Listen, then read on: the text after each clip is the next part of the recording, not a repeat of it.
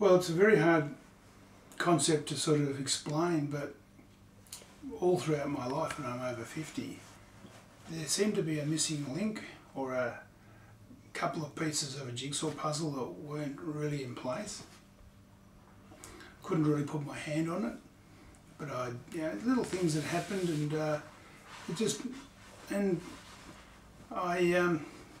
discovering that I have ADHD seems to have put those pieces of the jigsaw into the picture, to complete a picture. Oh, over a year ago, 15 months or so, I've run a fairly successful smallish pharmacy in North Carlton for over 30 years. And one of my customers, who I've known for of that order of magnitude, came into the pharmacy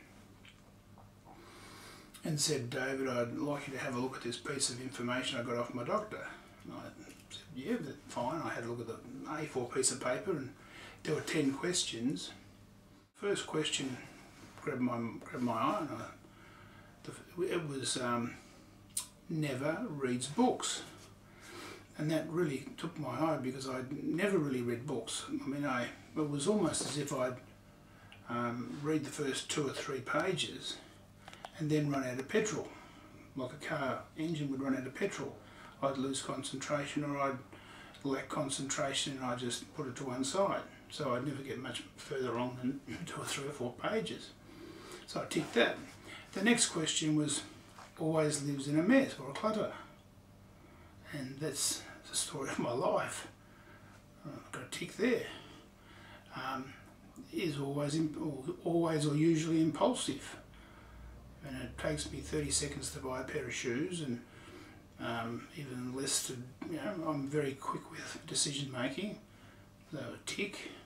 So lo and behold, I go through this 10 question questionnaire, which I didn't know what it was at the time, and I have 10 out of 10.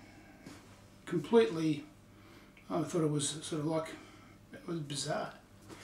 So I rang up this friend of mine, John, and I said, "John, that piece of paper you gave me, what was that all about? I got 10 out of 10. He said, "Well, it's an ADHD questionnaire from my doctor." And I thought, what?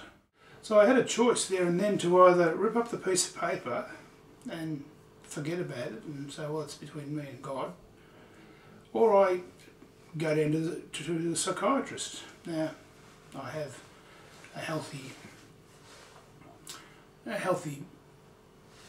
respect/disrespect of psychiatry, but so I went down to visit this fellow psychiatrist, who I could name. His name is Dr. Bill Orchard, an elderly man who's extremely experienced in this area. And I walked in and said, "Look, I'm here for a particular reason. I am a scientist. I'm not the greatest scientist, but I was trained in science, and this is what's happened to me. I would like to get some advice and have a chat about this."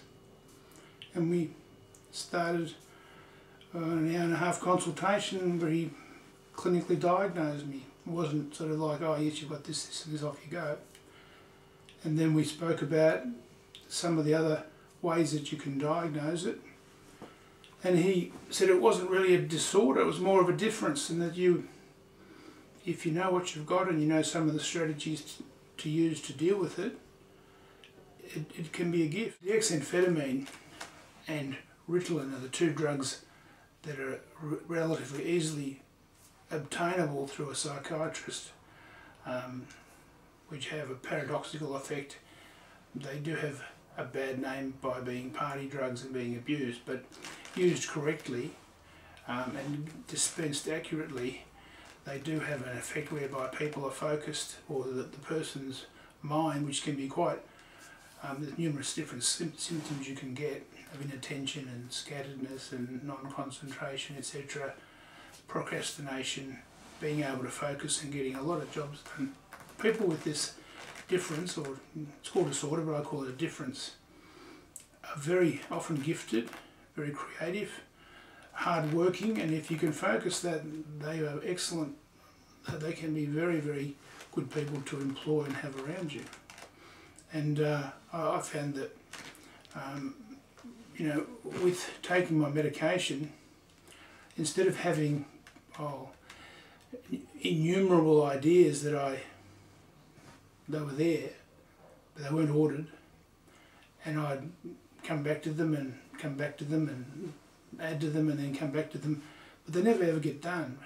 Now they're getting done and they get packaged away and finished, and that is really quite bizarre. In my own particular professional practice, I look after a large number of drug affected or drug dependent clients who have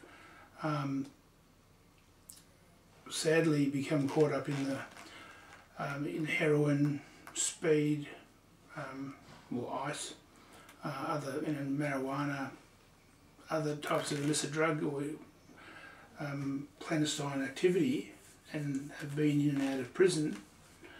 I find that with a significant number of these people, and there have been no studies done on this, and you need to do studies, but I found that I've had some quite remarkable results from people who I've handpicked and taken to my psychiatrist at my own expense and got them to do exactly what was asked of them, and they were dispensed their medicines on a daily basis, and the results have been staggering, where one lady has gone from chroming 2 cans of spray paint per day and being completely, virtually,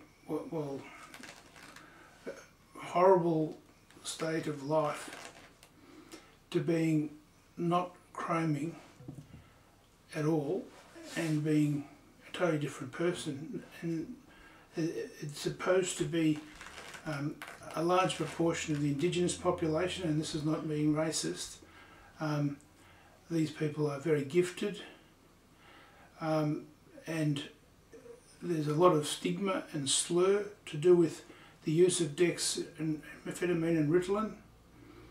There's another compound called Stratera, which is very tightly controlled due to cost and only available to people who are diagnosed under the age of 18. So adults with or have been diagnosed subsequently can't officially get it, and that's rather a shame. But I would, there are a lot of people, and I think we haven't even scratched the surface yet, and I think, in my own humble opinion, the psychiatric textbooks that at this point of time don't mention such a thing as adult ADHD will have to be almost rewritten in some respects, for at least a couple of chapters. The psychiatrist that I was talking about, he calls adult ADHD the syphilis of psychiatry, which is a very interesting way of putting it. I don't think I have that, but it's an interesting term.